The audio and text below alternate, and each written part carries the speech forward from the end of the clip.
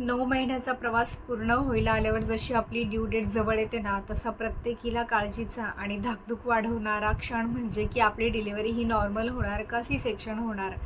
तर माझी due date काय होती, मला लेबर पेन कधी स्टार्ट झाला, कुठल्या वीकमध्ये माझी डिलिव्हरी झाली आणि ड्यू डेटच्या अगोदर माझी डिलिव्हरी झाली की ड्यू डेटला झाली, हे सगळं मी तुम्हाला आजच्या व्हिडिओमध्ये सांगणार आहे.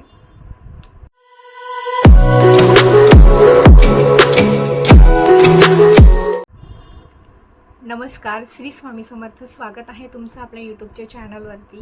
तर आजचा आपला हा व्हिडिओ असणार आहे की नॉर्मल डिलिव्हरी की सीझर डिलिव्हरी, दोन्ही डिलिव्हरीमध्ये कुठली डिलिव्हरी चांगली असते. तर हे बघा, डिलिव्हरी नॉर्मल असो किंवा सी सेक्शन, दोन्ही डिलिव्हरीमध्ये लेबर पेन हा होतो आणि दोन्ही डिलिव्हरीमध्ये खूप सारा लेबर पेन हा होत असतो, खूप त्रास होतो आणि स्टिचेसही खूप पडतात. तर माझ्या मते कुठलीच डिलिव्हरी सोपी नाही आहे. दोन्ही डिलिव्हरी माझ्या मते तर हार्डच आहेत.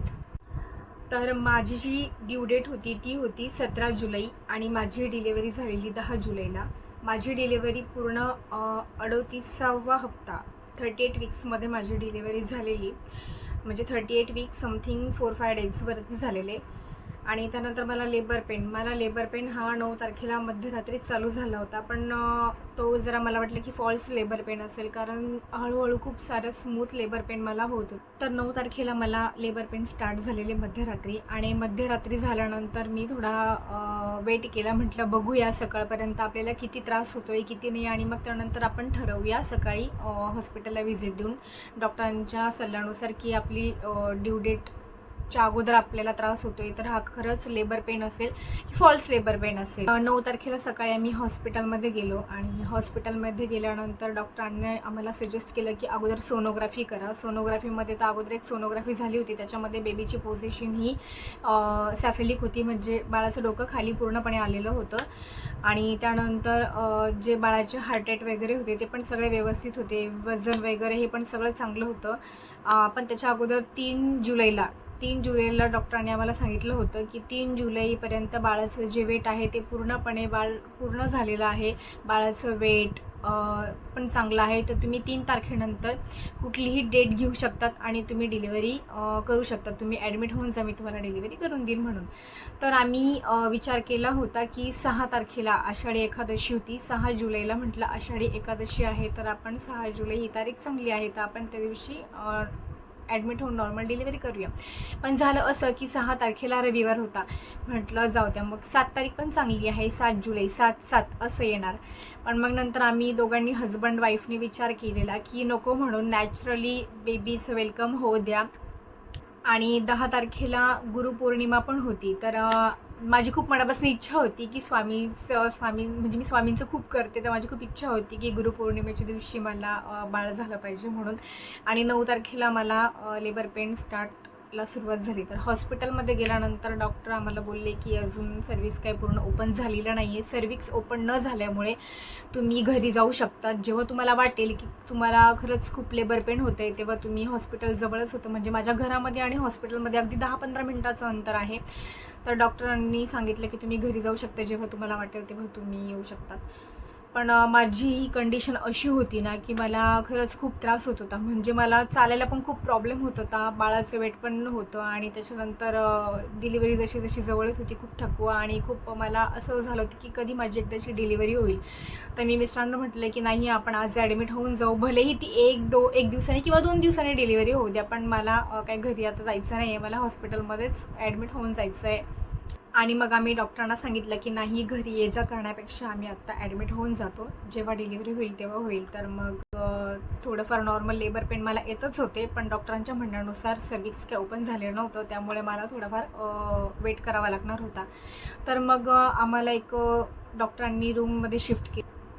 तर रूममध्ये शिफ्ट केल्यानंतर माझ्यासोबत असा कोइन्सिडन्स झाला की मला ज्या नर्स होत्या त्या स्टाफने मला आहे ना पिंक कलरचा गाऊन वेअर करायला दिला होता. आणि मी ज्या रूममध्ये एंटर केलं तुम्ही बघू शकतात ज्या रूममध्ये मी एंटर केलं होतं त्या रूममध्ये सगळे पडदे वगैरे होते, कर्टन सगळे हे पिंक कलरचे होते.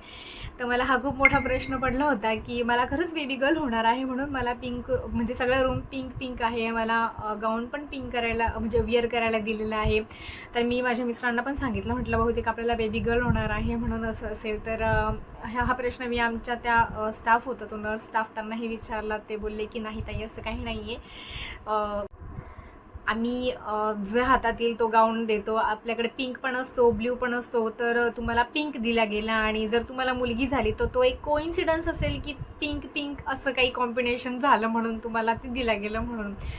तर असो, रूम खूप छान होता. आणि झालं असं की माझी डिलिव्हरी मुंबईमध्येच झालेली आहे आणि ही HRN रिलायन्स हॉस्पिटलमध्ये झाली. आणि तिथली फॅसिलिटी खूप वेगळी होती. म्हणजे इतकी छान फॅसिलिटी होती ना की हॉस्पिटल बॅग वगैरे पॅक करण्याचं तुम्हाला काहीच टेन्शन नव्हतं ना. तुम्हाला फाईल वगैरे सोबत घेण्याचं टेन्शन होतं, कारण जो सगळा आपला पहिल्या हप्त्यापासून ते लास्टपर्यंत पूर्ण 9 महिन्याचा जो डाटा असो, सोनोग्राफीचा असो किंवा कुठलाही तुम्ही ब्लडचा टेस्ट केलेला असो, अदर टेस्ट केलेला असो, सगळा डाटा असतो तो त्यांच्याकडेच असतो, त्यांच्या PC मध्ये असतो. त्यामुळे तुम्हाला ना फाईलचं टेन्शन होतं, हॉस्पिटल बॅगचं टेन्शन होतं. आणि रूम एकदम छान असल्यामुळे थोडंफार मी रात्री डिनर केलं. आणि डिनर केल्यानंतर झालं असं की मला अजूनही थोडा काही जास्त त्रास होत नव्हता. तर मी थोडंसं वॉक करायला सुरुवात केली आणि तर म्हटलं चला आता थोडंफार झोपूया. झोपाय तशी मला काही येत नव्हती, कारण मला असं झालं होतं ना की मला कधी तो दिवस येईल, कधी माझं बेबी माझ्या हातामध्ये येईल, कारण खूप कमी वेळ राहिला होता माझ्याकडे. आणि मी खूप एक्सायटेड होती नाही का की बेबी बॉय की बेबी गर्ल. मी स्वामीकडे जशी प्रार्थना करत होती, म्हटलं उद्या गुरुपौर्णिमा आहे आणि गुरुपौर्णिमेच्या दिवशी म्हटलं प्लीज स्वामी मला मुलगी होऊ द्या म्हणून. आणि स्वामीने माझी ती इच्छा ॲक्सेप्टही केली. आणि म्हणतात ना जसं 9 महिने माझा एकटीचा तो प्रवास होता, तर 9 महिने माझ्या सोबतीला कोणी नव्हतं ना, तर सोबतीला माझे स्वामी माझ्यासोबत होते. आणि गुरुपौर्णिमेला मला स्वामी चांगलंच फळ देतील हे मला मनापासून खूप वाटत होतं. आणि झालं तसं मला स्वामींनी कन्यारत्न दिलं. तर सकाळी डॉक्टर आल्यानंतर डॉक्टरांनी मला विचारलं व्हिजिटला आल्यानंतर की तुम्हाला कुठल्या प्रकारचा त्रास होतो आहे का, लेबर पेन वगैरे काही जाणवतं आहे का. तर मला जास्त काही लेबर पेन वगैरे जाणवत नव्हता, पण थोडाफार त्रास तर हा मला होतच होता. पण लास्टपर्यंत मी होती नाही का की माझं नॉर्मल होईल की C-सेक्शन होईल. कारण कसं असताना जर बाळाची पोझिशन ही सेफॅलिक असेल लास्टच्या सोनोग्राफीमध्ये, तर नॉर्मल डिलिव्हरीचे चान्सेस हे खूप जास्त असतात. आणि जर बाळाची पोझिशन ही ब्रीच असेल किंवा आईच्या आणि बाळाच्या काही हेल्थ इश्यूमुळे काही प्रॉब्लेम असेल, तर डॉक्टर तुम्हाला सजेस्ट करतात की तुमची डिलिव्हरी ही होणार ती C-सेक्शनने म्हणजे सिझेरियन होणार. हा माझा सोनोग्राफीचा रिपोर्ट आहे.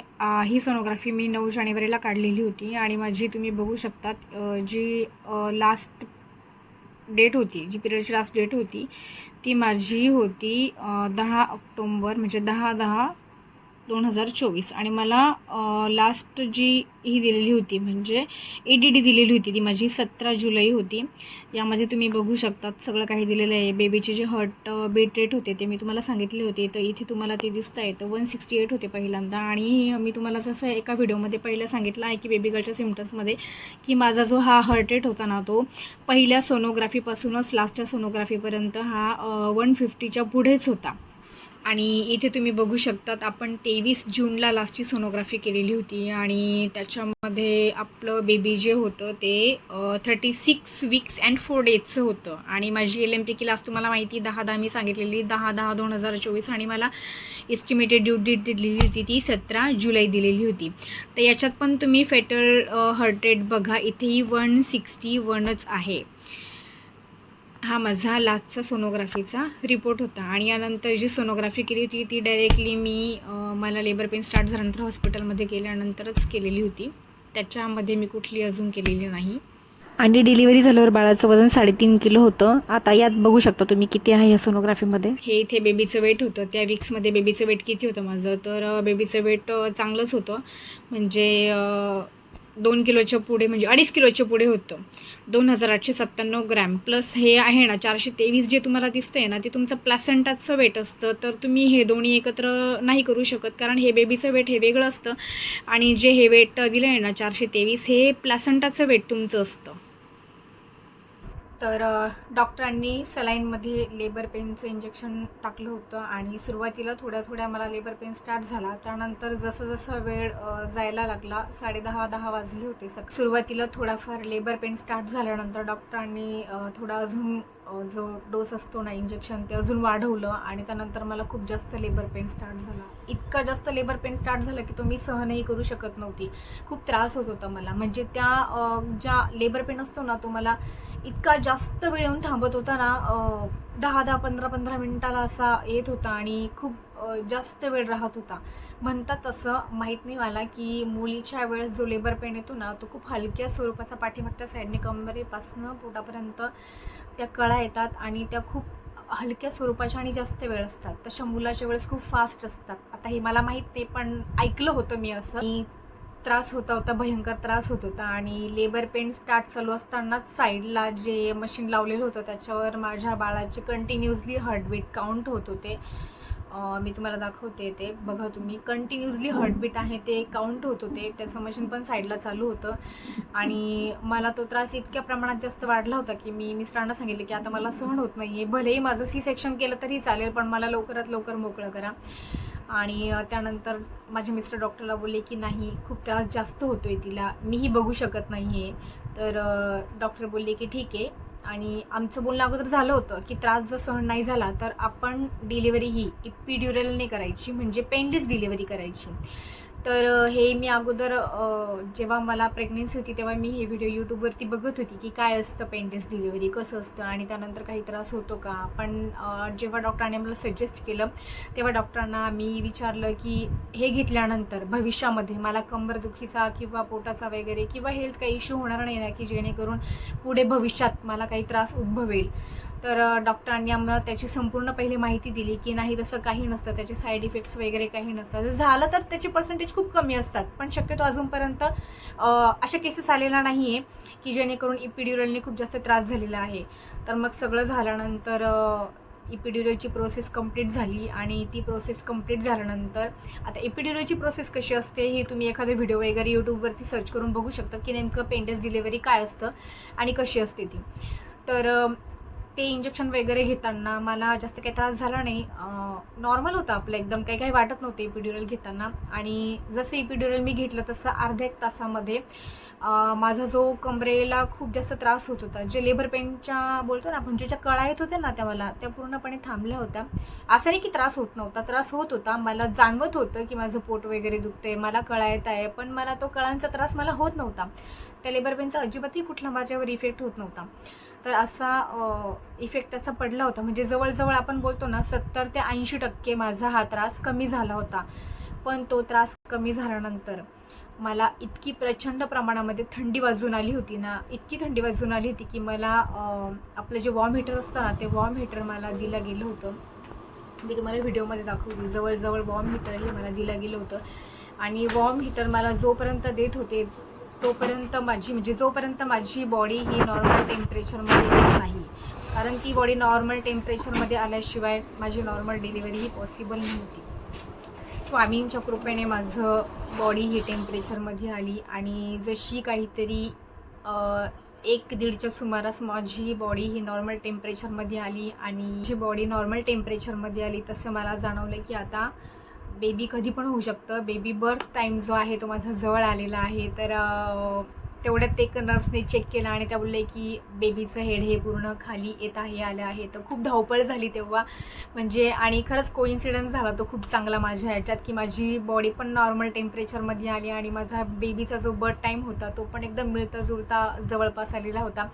तर मला OTमध्ये नेलं आणि OTमध्ये नेल्यानंतर डॉक्टरांनी आम्हाला पहिले सांगितलंच होतं, म्हणजे आम्ही डॉक्टरांना विचारलं होतं की आपल्या हॉस्पिटलमध्ये डिलिव्हरी होताना आपले हजबंड आपल्यासोबत ऑपरेशन थिएटरमध्ये असू शकतात का. तर ते बोलले होते की हो आम्हीच प्रोव्हाइड करतो की तुमचे हजबंड तुमच्यासोबत असणार म्हणून.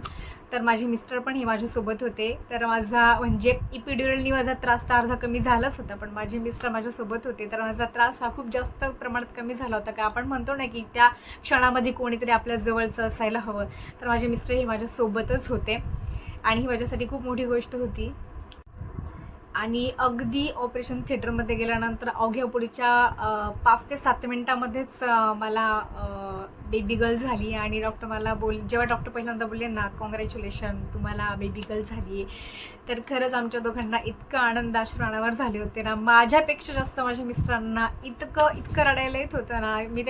मी त्यांना पहिल्यांदा एवढं रडताना बघितलं आणि ते आनंद अश्रू खरंच माझ्यासाठी खूप म्हणजे तो बोलताना अविस्मरणीय क्षण झाला होता. तर अशी माझी ही नॉर्मल डिलिव्हरी होती आणि त्या दिवशी नॉर्मल डिलिव्हरी झाली ना, त्या दिवशी आमच्या घरात सगळ्यांना खूप आनंद झाला होता. कारण आमच्या घरात ही पहिलीच मुलगी होती. पहिले 3 मुलं आहे. मला एक 9 वर्षाचा मुलगा आहे आणि माझ्या जावेला पण 2 मुलं आहे आणि 3 भावांची मिळून ही एकच बहीण. आणि त्या दिवशी खरंच माझी इच्छा पूर्ण झाली. म्हटलं चला 9 वर्षाचं प्रतीक्षेचं फळ असतं ना, ते मला स्वामींनी माझ्या गुरुपौर्णिमेच्या दिवशी दिलं. आणि माझी अशी प्रेग्नेन्सी जर्नी मी तुम्हाला शेअर केली आहे. खाली मी तुम्हाला लिंक दिलेली आहे. पूर्ण व्हिडिओ बघा माझे बेबी गर्लचे काय काय सिम्पटम्स होते. आणि डिलिव्हरी झाल्यानंतर पुढच्या काही वेळामध्ये मी जेव्हा म्हणजे मी खूप एक्सायटेड होती. मी बेबीला बघितलं नव्हतं. माझं सगळं ते पुढे सगळं कंटिन्यू चालू होतं. स्टिचेस वगैरे अँड ऑल सगळं चालू होतं. मिस्टरांनी मुलीला बघितलं होतं आणि मी त्यांना विचारत होती बाळ कसं आहे सांगा मला. ते बोलतं की छान आहे, खूप छान आहे, तुझ्यासारखंच आहे, बघा ते तुला थोड्या वेळात समजेल.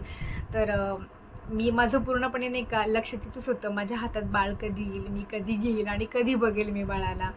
आणि मला नॉर्मल रूममध्ये शिफ्ट केल्यानंतर बाळ माझ्या अगोदरच तिथे होतं. नॉर्मल आपला जो पाळणा असतं नॉर्मल टेम्परेचरमध्ये बेबीला ठेवलं होतं. आणि मी बाळाला बघितल्यानंतर आमची अशी काहीशी पहिली भेट होती आमच्या दोघींची आणि खूप छान वाटत होतं ना की बाळाला मी पहिल्यांदा बघितलं आहे. आणि खरंच खूप छान स्टाफ होता. डॉक्टरांनी खूप सारं मस्त कोऑपरेटिव्ह केलं होतं. मिस्टर पण सोबत होते. एवढी छान डिलिव्हरी असल्यावर कोणाला एवढं म्हणजे अविस्मरणीय क्षण होता ना तो. एकदम कोणाला नको असेल असं छान आयुष्यात घडणारा आपला मूवमेंट असेल तर हॉस्पिटलमध्ये 3 दिवस राहिल्यानंतर आमचं एक खूप सुंदर छानसं सेलिब्रेशन त्या सगळ्या यांनी केलं होतं. हॉस्पिटलमध्ये खूप छान असं सेलिब्रेशन झालेलं होतं. आणि हॉस्पिटलमध्ये असं होतं की जर तुम्हाला बेबी गर्ल झाली ना तर तुम्हाला सगळं पिंक वगैरे देणार नाही का. म्हणजे बेबी गर्लला पिंक कलरची बॅग देणार आणि बेबी गर्लला पिंक कलरचा ड्रेस देणार. जर बॉय झाला तर बॉयला ब्ल्यू कलरचा ड्रेस आणि ब्ल्यू कलरची बॅग असं त्या हॉस्पिटलमध्ये होतं. आणि सर्व काही बेबीचं जे पुढचे मेडिसिन, त्यानंतर बेबीचे जे काही असेल नानप्रो वगैरे, आपण बेबीची जी फॉर्म्युला मिल्क पावडर असते ती, बेबीचे सगळं जे म्हणजे 6-7 महिन्याचं जेवढं काय होतं ना तेवढं सगळं आम्हाला त्यांनी दिलेलं होतं. आणि खरंच खूप सुंदर माझा हा डिलिव्हरीचा पण जो प्रवास होता तो खूप छान गेला. आणि डिलिव्हरीनंतर जो माझा नॉर्मल डिलिव्हरीचाही प्रवास होता तो पण खूप छान गेला. तर कसा वाटला तुम्हाला आपला हा व्हिडिओ? जर तुम्हाला हा व्हिडिओ आपला आवडला असेल ना तर आपल्या चॅनलला सबस्क्राईब नक्की करा, लाईक करा, कमेंट करा, शेअर करा. तर भेटूया पुढच्या एका छान ब्लॉगमध्ये. तर तुम्हाला पुढचा व्हिडिओ हा कुठला बघायला आवडेल हे मला कमेंट सेक्शनमध्ये नक्की सांगा. चला बाय बाय. श्री स्वामी समर्थ.